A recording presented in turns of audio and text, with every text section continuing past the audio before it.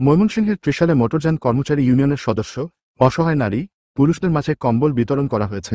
ত্রিশাল পৌর বিএনপি ও উপজেলা মোটর মালিক সমিতির যৌথ আয়োজনে শনিবার সকালে দড়িরামপুর বাসস্ট্যান্ডে কম্বল বিতরণী অনুষ্ঠানে প্রধান অতিথি হিসেবে উপস্থিত ছিলেন বিএনপি কেন্দ্রীয় নির্বাহী কমিটির সদস্য ডাক্তার মাহবুবুর রহমান লিটন।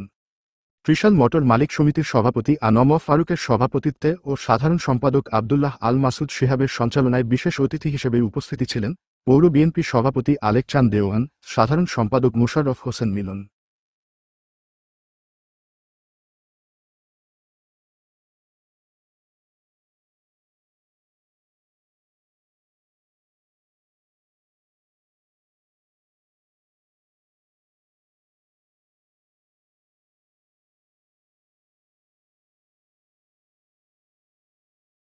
চাপ বেশি, আপনাদের কষ্ট হচ্ছে, আমরা বক্তব্য দীর্ঘায়িত করব না।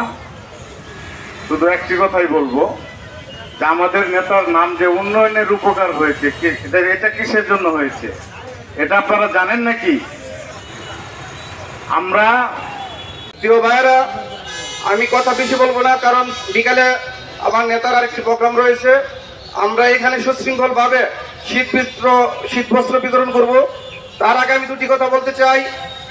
আমি প্রথমেই কথা বলার শুরুতে এটা পর্যায়ক্রমে শুধু এর মধ্যে রাখলেই হবে না। আমরা মনে করি শ্রমিক শ্রেণীরাই এই দেশের মূল চালিকা শক্তি,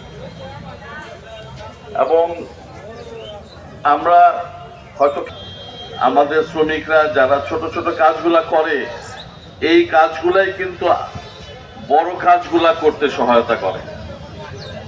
আমি মনে করি যে এই শ্রমিক শ্রেণীরাই আমাদের দেশের অর্থনীতিতে একটা ব্যাপক ভূমিকা রাখে।